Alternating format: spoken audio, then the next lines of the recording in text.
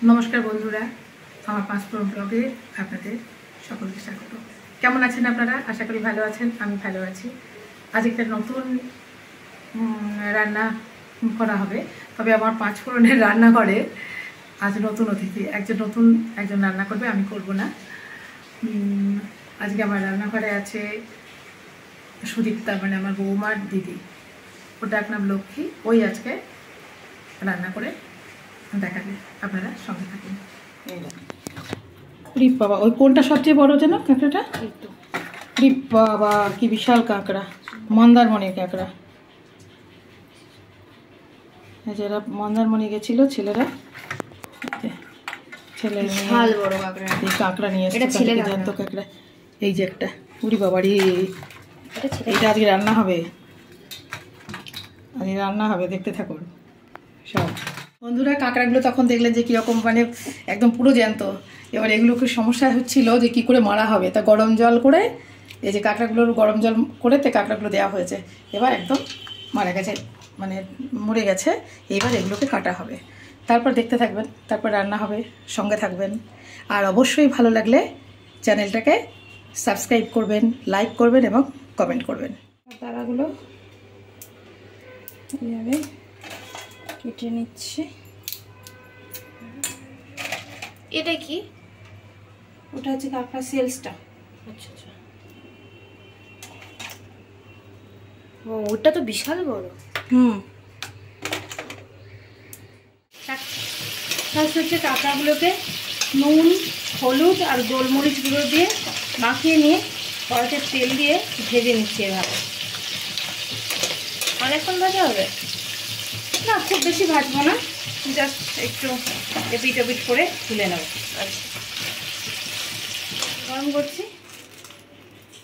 তেলটা গরম হয়ে যাওয়ার পরে আমি একটা তেজপাতা দিলাম, গোটা গরম মশলা, দারচিনি, এলাচ, লবঙ্গ দিলাম, একটু নেড়ে চেড়ে নেব।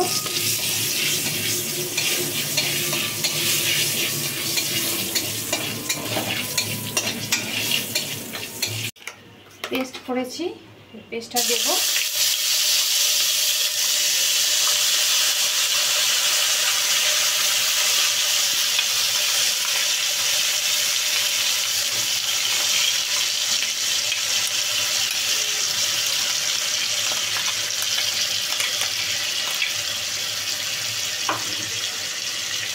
দিয়েছি পেস্টটা দেওয়ার পরে এবার হালকা হাতে এভাবে নেড়ে চেড়ে নিচ্ছি।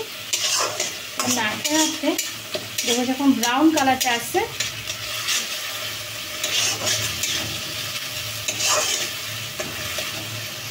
তখন এই আদা, রসুন আর কাঁচা লঙ্কার পেস্টটা দিচ্ছি।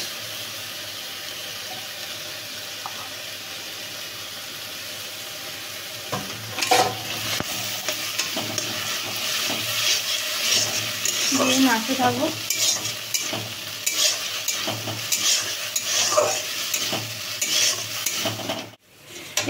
এরপর এর মধ্যে আমি নুন দেব,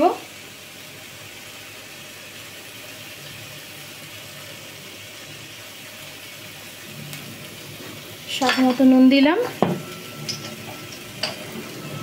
তারপর দেব হলুদ গুঁড়ো,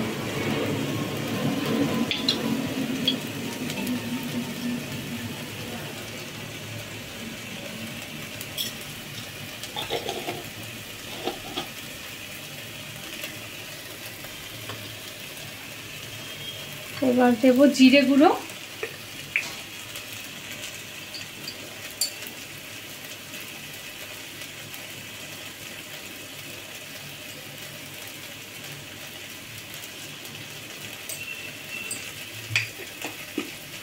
আর গোলমরিচ গুঁড়ো। গোলমরিচ গুঁড়ো দিলাম। কড়াই নালে লেগে যাবে। এরপর একটু আমি জল দেবো, দিয়ে করতে থাকবো।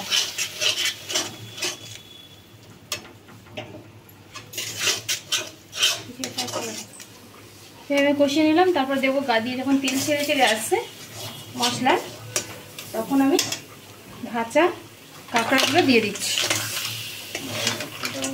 দিয়ে একটু কষিয়ে নেব।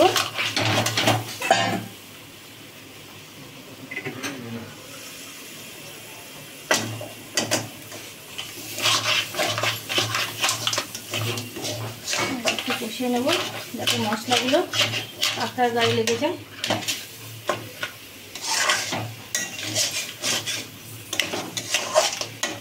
তো কষিয়ে নেওয়ার পরে আমি এতে জল দিয়ে দেবো।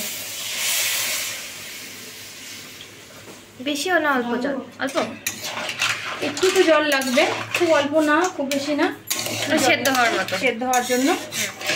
সেদ্ধ হতে পারে কাঁকড়াগুলো, সেই অনুযায়ী জল দেবো, পরিমাণ মতো জল দিয়ে দেবো যতটা লাগে।